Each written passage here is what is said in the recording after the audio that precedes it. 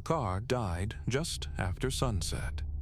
David pumped the gas pedal 3 times, turned the key again. Nothing. The engine clicked once and went silent. He sat there for a moment, hands tight on the wheel, staring at the empty road ahead, trees on both sides. There were no houses or lights anywhere. He said. His phone showed 1 bar of signal. He tried calling his girlfriend. It rang twice, then cut out. He tried again, same thing. He checked the time. Almost 8. He'd been driving for 6 hours, trying to reach his brother's place before dark. Now he was somewhere in rural Queensland, 40 minutes from anywhere, and the sun was gone. He got out of the car. The air smelled like dust and eucalyptus. Cicadas screamed from the trees. He walked to the front of the car, popped the hood, looked at the engine. He didn't know what he was looking at. Everything looked normal. He tried the ignition 1 more time. Nothing. There was a dirt road about 50 meters back. He'd passed it a few minutes before the car stopped. He remembered seeing a fence, maybe a gate. He grabbed his phone and started walking towards it. The dirt road went on for longer than he expected. No gate, just fence posts and barbed wire running parallel to the track. His shoes weren't made for this. Already his feet hurt. He kept walking. After 10 minutes, he saw a light. It was far off, maybe half a kilometer. A single yellow bulb hanging over what looked like a porch. He couldn't see the house properly in the dark. Just a dark shape behind the light. He thought about turning back. Something felt wrong. But his phone was nearly dead, and he didn't have any other choice. The house was old, weatherboard, sagging in places. The porch was covered in junk. Old tires, rusted tools, a washing machine with the door hanging open. 2 dogs started barking as he got close. He couldn't see them, but they sounded close. He stopped at the bottom of the porch steps. "Hello?" he called out. The dogs kept barking. Then a door opened and a man stepped out.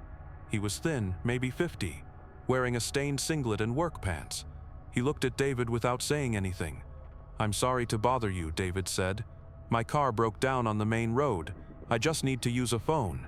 The man stared at him. His face didn't change. "Do you have a phone I could use?" he asked. He turned his head slightly, looking back into the house. Then he nodded. "Come in." The house smelled bad. Mildew and something else. Something rotten. The front room was dark except for a lamp in the corner. There was a couch covered in stains. A television that wasn't on. Newspapers everywhere. The man pointed to a doorway. "Phone's in the kitchen," he said. David followed him through. The kitchen was worse. Dishes piled in the sink. Food scraps on the counter. Flies buzzing near the window. There was a landline phone on the wall. The old kind with a cord. He picked it up. No dial tone. "It's not working," he said. The man was standing in the doorway now. He wasn't looking at David. He was looking past him, at something in the hallway behind him. "Sometimes it takes a minute," he said. David held the phone to his ear. Still nothing. He put it down. "I think the line's dead," he said. That's when he heard the footsteps, coming from the hallway. He turned. Another man stood there, bigger than the first one. Overalls covered in dirt and dark stains. His hands were huge. He was looking right at David. "Who's this?" the second man asked. "Car broke down," the first man said. David felt his stomach drop. He put the phone back on the wall, tried to smile. "I should go. I'll just walk back to the main road. Thanks anyway." The big man didn't move. He was blocking the doorway. "Long walk in the dark," he said. "It's fine," David said. "I don't mind. We can give you a lift," the first man said from behind him. "Got a truck out back." He didn't want a lift. Every part of him was screaming to get out of this house. But the big man was still blocking the door. "That's okay," he said. "Really, I'll be fine." The big man looked at the first man. Something passed between them. Then the big man stepped aside. David moved quickly. He squeezed past him into the hallway, headed for the front door. His hand was on the handle when he heard a voice from upstairs. A woman's voice, screaming. It wasn't a long scream, just one short burst. Then silence. David froze. His hand was still on the door handle. He looked back. Both men were standing in the hallway now, watching him. "What was that?" he asked. "Nothing," the first man said. "Just the dogs." That wasn't a dog. David knew what he'd heard. He turned the handle. pulled the door open. The big man moved fast. He crossed the hallway in 2 steps and slammed the door shut with his palm. David stumbled back. "You should stay," he said. "Dark out there, not safe." David's heart was hammering. He looked at the first man. He wasn't smiling, but his eyes had changed. There was something in them now, something eager. "I need to go," he said. "No, you don't," the big man said. He ran, not toward the door, toward the back of the house, through the kitchen, past the sink, out the back door. He heard them behind him, their boots on the floor. He got outside and ran into the dark. The backyard was full of stuff, broken machinery, piles of wood, drums of something that stank like chemicals. He ran past all of it, toward the fence line. Behind him, he heard the back door bang open, heard their voices.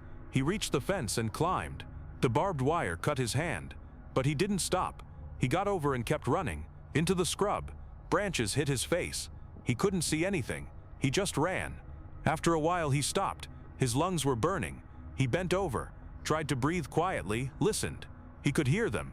They were out there, moving through the scrub. He could hear branches breaking. He could hear one of them talking, but he couldn't make out the words. He moved quietly now, trying to put distance between them. He had no idea which direction he was going. Away from the house. That was all that mattered. Then he heard the dogs. They were loose now. He could hear them barking, closer than before. He started running again. The ground was uneven. He tripped twice, got up, kept going. The dogs sounded like they were everywhere. He came out of the scrub into a clearing. There was a shed, corrugated iron, big enough to park a truck in. The door was open. He ran inside. It was darker in here. He could barely see. He moved to the back of the shed, crouched behind something large and metal. His hand touched it. Cold metal, sharp edges. He couldn't tell what it was. The dogs reached the shed. He could hear them outside, sniffing, circling. Then footsteps. The men were here. "He's in there," one of them said. Light flooded the shed. A flashlight. David pressed himself against the metal thing, tried to make himself smaller. The beam swept across the shed. He saw what he was hiding behind. It was a meat hook, a huge one, hanging from a chain. There were others, dozens of them, and below them, dark stains on the concrete floor. The light found him. "There you are," the big man said. David ran. He ran at him, past him, out of the shed. One of the dogs lunged at him. Its teeth caught his leg. He screamed, kicked it, kept running. He could hear them behind him. They were laughing now. He ran for what felt like forever. His leg was bleeding. He couldn't breathe properly. And then he saw it. Lights, car lights, the main road. He crashed through the fence, stumbled onto the asphalt. A car was coming. He stood in the middle of the road, waving his arms. The car's brakes squealed. It stopped 3 meters from him. An old couple. The woman gasped when she saw David. The man got out. "What happened to you?" he asked. David turned, looked back at the scrub. He could still hear the dogs, but the men weren't there. They'd stopped at the fence line. He could see them now, just shadows at the edge of the light, watching. "Please," David said. "Please just get me out of here." The old man helped him into the back seat. The woman was already on the phone with the police. As they drove away, David looked back one more time. The 2 men were still standing there. They didn't move. They just watched the car disappear down the road. The police went to the farm that night. They found the house. They found the shed.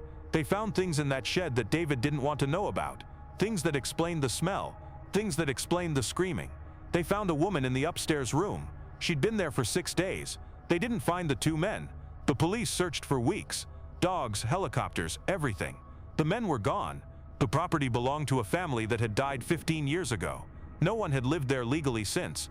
David's car was still on the road where he'd left it. The mechanic said there was nothing wrong with it. The battery cables had been disconnected. That was all. He thought about that sometimes, about how his car had died in exactly the right spot. Not too close to the farm. Not too far. Just close enough that he'd see the light and walk toward it. David didn't drive on country roads anymore. He sold his car. He moved to the city, somewhere with lights and people and noise.